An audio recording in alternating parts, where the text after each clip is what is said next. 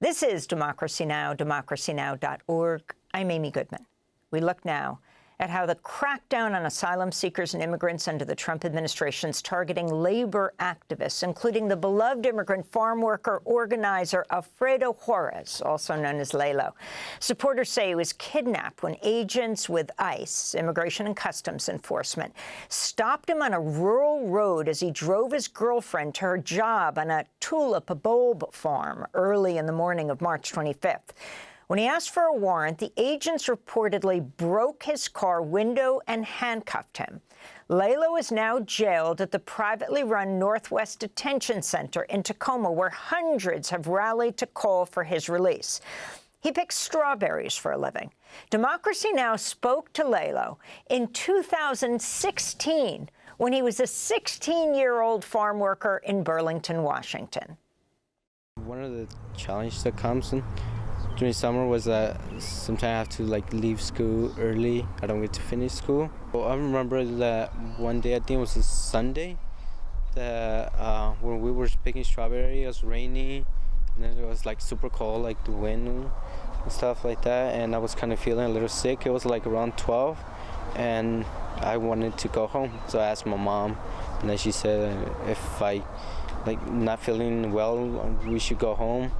And then my mom told the supervisor, but that supervisor said, if you guys don't get back to work, you guys will get fired, and then you have to find some place to live, just right away. At the same day you get fired, and then you have to find a place to stay.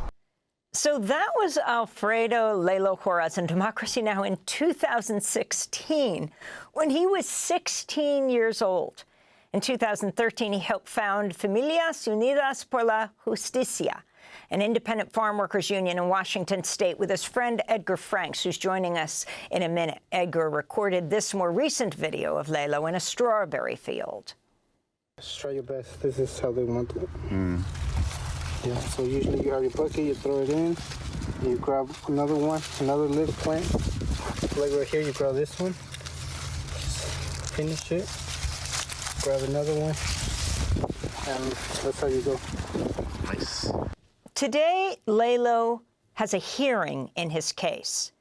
For more, we're joined by Edgar Franks, the political director of Familias United for Justice, Familias Unidas por la Justicia. Welcome to Democracy Now! You've known Lelo for at least a decade, since he was, 14 years old. Edgar, tell us what happened last week. Yeah, good morning, and thank you for having us here. Yeah, I've seen Lelo grow up, and it was really shocking to hear the details about what happened to him. It was around 7:30 in the morning, and he was doing what he usually does during this time of year, driving his partner to go work. Right now, the work that's available is at working in tulip fields. So he was driving, and no less than a couple miles from his home, he was pulled over, unmarked car, and he saw a gentleman approaching his vehicle. He cracked the window of his car a couple of inches, and when the people showed up to near his window, he asked, "Why am I getting pulled over? And do you have a warrant?" The people asked for his ID, and as soon as he was going to reach for his wallet to pull out his license, they broke his driver's side, passenger side window. He got out of the car. His partner was upset. So he didn't want to, get more fear into her. So he stepped out, and within a couple of, not even a minute of interaction of getting pulled over, he was already in handcuffs. So he was taken to Ferndale at a holding station with Border Patrol, Ferndale, Washington.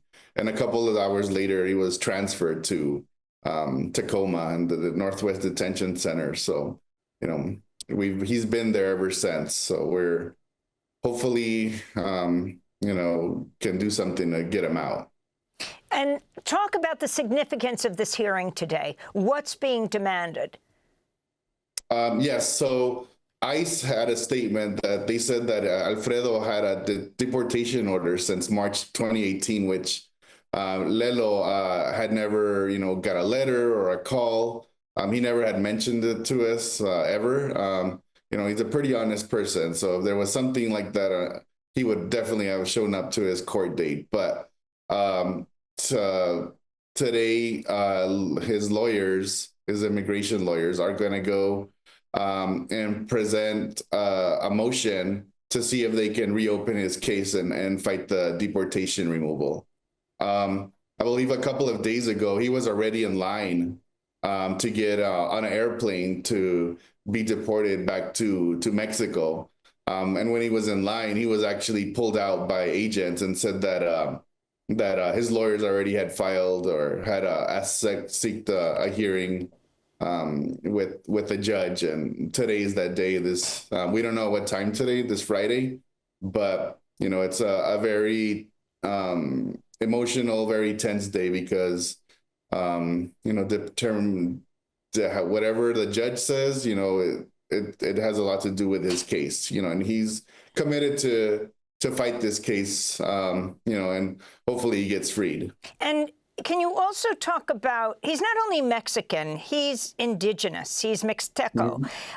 The issue of having language and resource accessibility so that indigenous workers can organize, and do you believe this is one of the reasons he's being targeted right now?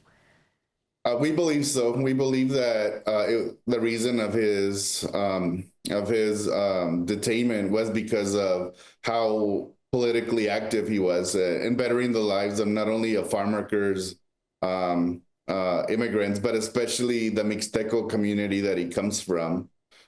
He's one of the few organizers in the state that speaks Mixteco, English, and Spanish. So, he can communicate with thousands of workers here. And, the proof is just in how successful the union has been. We passed overtime, got paid rest breaks, passed rules for heat and smoke rules. Alfredo had a lot to do because he's not only still working in farms when he's not organizing, he has direct contact and is always talking to workers about what are the needs in our community. So for whatever gains we've made in the last couple of years, Alfredo has been a crucial part, and especially because of how, since he's been a young man, has been connected to the Mixteco community, which is a huge part of our farm worker community. And it's not the first time he's been arrested and detained. When he was 15 years old, Bellingham police racially profiled him, pulled him over, detained him, even though he had DACA. He was pulled over, like any other teen, for driving without a license. A local police officer from the city of Bellingham questioned him and was asking for Social Security and where he really was from. And within minutes of him being pulled over on a traffic stop, he was sent to Tacoma when he was still a minor, when he was 15 years old. Luckily, some organizers were able to locate him and let the detention center know that they had a minor on their hands, and he was released. It was an incident of racial profiling. I want to also ask you about the ICE agents raiding the Mount Baker Roofing Company in Bellingham, Washington State, early Wednesday, arresting at least 37 immigrant workers. This is a Facebook Live video that captured the raid, recorded by Giovanna Perez Juarez, whose nephew, Jose Manuel, was one of the detained workers. The raid happened when they were about to start their shift. They're in unmarked cars. They're in vehicles that don't have an ICE logo or anything. They are being processed in the warehouse over there. And from the warehouse, they are being escorted to the bus. They are loading more people up in the bus. It is so sad to witness this. Being here is sad. Watching how they take away hard-working people. Can you comment on this raid as we wrap up? Yeah, it's very again, unfortunate. And where were they taken? What was that? They were taken to the same detention facility where Lelo is right now? Yes. Yeah, these, I think right now what we're seeing is an attack on not only immigrant, but we think this is an attack also on workers. I think Donald Trump has used this whole narrative of workers versus immigrants, but I think in the long run, it's an attack on labor and unions especially. But we tried a couple of years ago actually help a group of workers organize in Mount Baker Roofing, I believe in 2022, and Alfredo was part of that. Unfortunately, we weren't able to get the success that we wanted, but the Mount Baker Roofing, almost a lot of industries in Washington State rely heavily on immigrant labor, farm work included. And we're seeing that this intensification of ICE and presence in our community is done, to send a chill towards everybody that's organizing for justice. Edgar, it's no coincidence. We're going to continue. We're going to continue this interview in Spanish after the broadcast and post it on our Spanish website at democracynow.org. Edgar Franks, political director of Familias Unidas por la Justicia, independent farm workers union in Washington state that was co-founded by his longtime colleague, immigrant farm worker and organizer Lelo, Alfredo Juarez, who ICE agents detained last week. He's currently jailed at the privately run Northwest Detention Center. A hearing in his case today. That hearing is in Tacoma, Edgar?